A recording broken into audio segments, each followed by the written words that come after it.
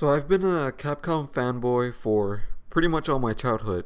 I still remember the first time I tried playing Street Fighter 2 back in the Super Nintendo, and I mean, they're the reason we have so many loved franchises.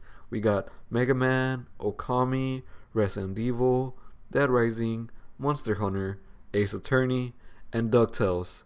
That's right, Capcom made DuckTales. Only one of the best, most critically acclaimed platformers of all time. This game is sick as fuck. Oh yeah, and they also made Devil May Cry. Very big trouble.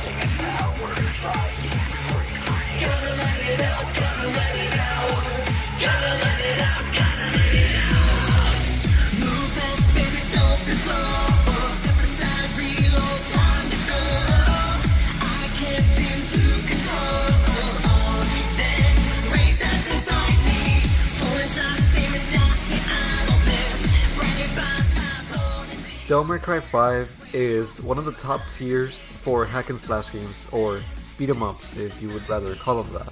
It stands aside with Bayonetta and God of War as the top competitors for this kind of genre. By the way, Nintendo, Bayonetta 3? When? Hopefully at E3 you announce when it's gonna come out? Please? Anyways, Devil May Cry 5 had a tons of hype surrounding it. People were hoping that this game would be sick and meet full expectations based on the trailers alone, because God only knows how awful the previous installment was. Now there is a face only a mother could love. Whose idea of this was and how it got written off through the end, who knows? So, you may ask, did the game live up to the hype?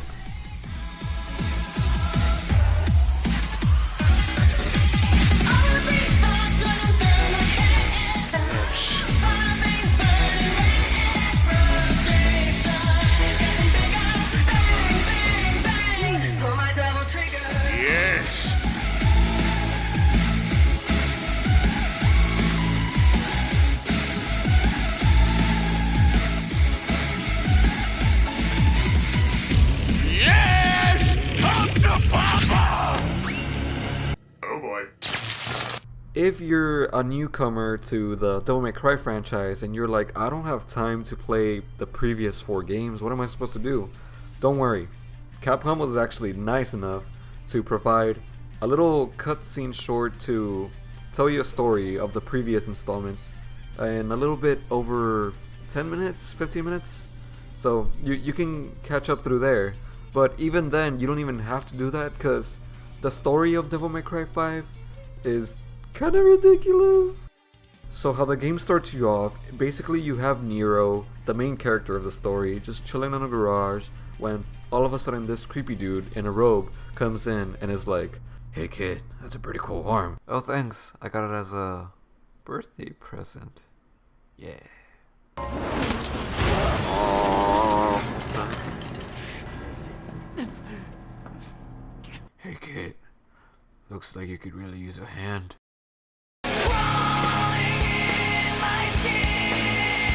After stealing a kid's arm, this dude in a robe just all of a sudden becomes a giant tentacle monster who wants to rule the world, of course, and preaches more about power than Terry Crews in a Old Spice commercial.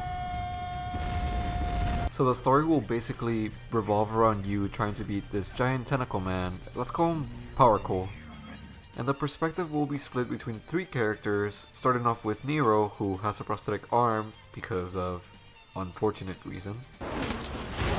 Playing as him gave me a sense of brutality. Just like in Mortal Kombat, this game tries to go the extra mile in how brutal you can finish off your enemies. Fatality.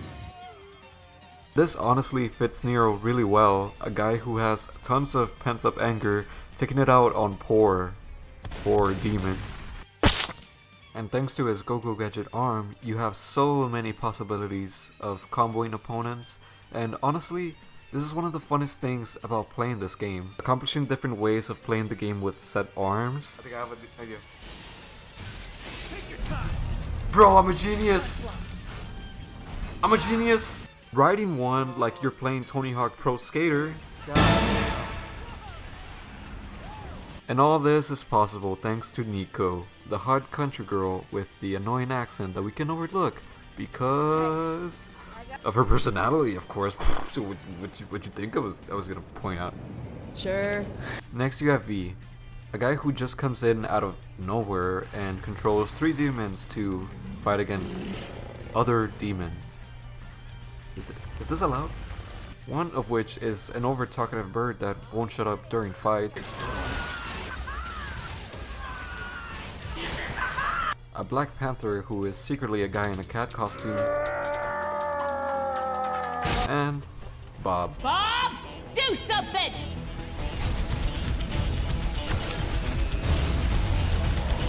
Bob, do something!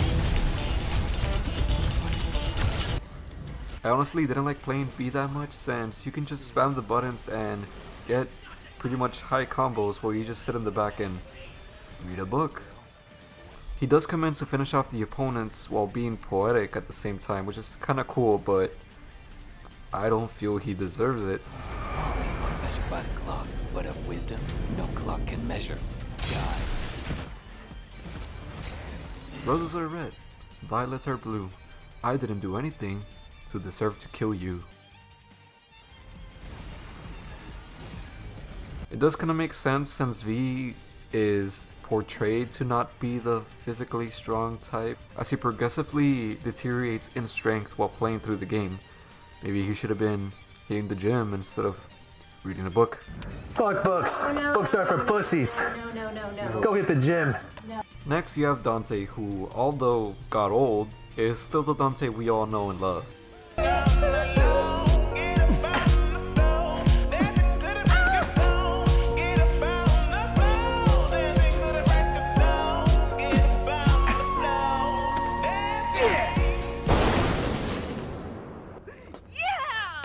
And let me tell you, this is the most complex out of the 3. You would probably have an easier time learning how to use your French shower than learning all of Dante's combos. You start off using a gun and a shotgun together with a sword and demon fist, later to gain a rocket launcher, nunchucks, an entire motorcycle, and a hat. Yep, you use a hat to fight demons. It's a pretty unique concept if you ask me. What other game can you throw a hat and beat enemies with it?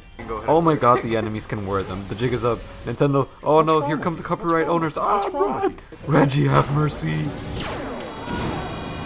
Now, there's this stigma with hack and slash games that they get kinda stale and boring pretty fast. This is mainly because the combat usually is just you spamming 1 or 2 buttons and beating the game really easily. However, Devil May Cry 5 disproves this by having 3 unique characters to play with their own movesets and combos to learn. It all comes together with the mechanic that this game has, which rates you on how stylish and how brutal you can be when you're killing enemies. The game also rewards you on how good you do with red orbs, which you can use to upgrade your characters and even learn new combos or skills to use during the game. Or just spam the guns and play the floor is lava for demons. That works too. There are also the boss fights, which is another high note for the game. Although we don't really get background to them, seeing how the characters interact and joke around like teasing kids is something that Devil May Cry excels at. Come on, little puppy. I'll take you out for a walk. Come on, let's go. But be careful, cause these guys can kill you with usually 3 hits spontaneously. Making tiny mistakes can really be devastating against these guys. It took me hours trying to beat an undercooked chicken because I never learned how to. And the cutscenes in this game are something that I would call icing on the cake. The game looks beautiful graphics wise, and it really comes to life every time a cutscene happens. And there are these payphones that somehow still work in a post-apocalyptic scene that if you use them, it triggers this cutscene where Nico comes in out of nowhere with this giant van that is somehow indestructible and gives you a near-death experience almost every time. I kept count and it was a lot of times.